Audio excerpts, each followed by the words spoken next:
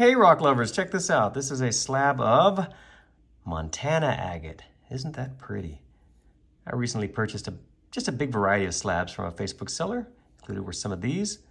So for this video, I thought let's take this slab of Montana agate and turn it into a cabochon. I'll go ahead and draw a shape on here, then take it to the trim saw, get it dopped, and get started. Now, what shape? Let's see.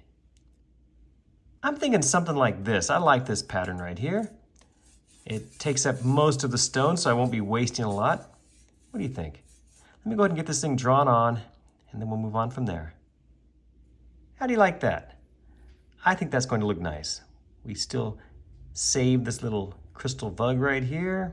Got lots of those inclusions. Yeah, I think this will look very nice.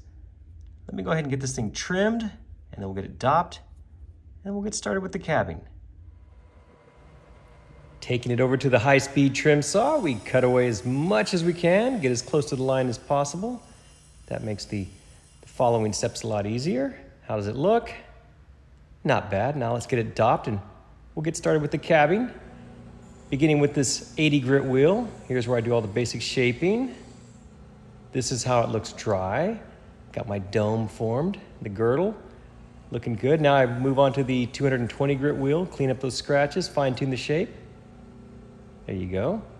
Next up is the 280 grit soft wheel. This is when I push in and try to get rid of any faceting. Nice, and you can see the shine starting to form. That's a good sign. Our next wheel is the 600 grit wheel. Normally this is where the shine starts to get really good. Let's see. Oh, check it out. It's looking good. Remember, I always show these dry. So that's at 600 grit. Now let's move on to the 1200 grit wheel. What will this do for our shine? Nice, look at that. Good reflection. Let's go to the next wheel, the 3000 grit wheel. And how does it look? Oh, very pretty. Look at the reflection. Look at the outside through the garage door. That's good, but I bet we can get it a little bit better. Let's move on to the wet belt sander and the cerium belt. Spend a few moments here. Now check out the final polish. Look how sharp the reflection is.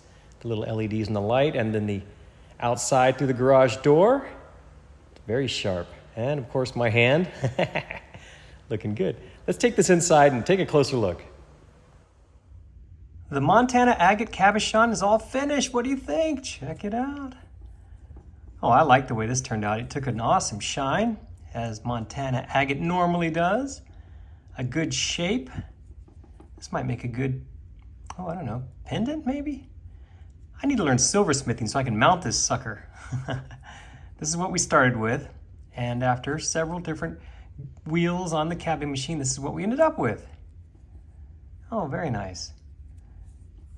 I like that it has this little tiny crystal bug right here. It gives it some character. That is not a flaw, my friends. That's character. Hey, thanks so much for watching this video. I hope you enjoyed it. Please remember to check my other videos for more like this. Thanks again.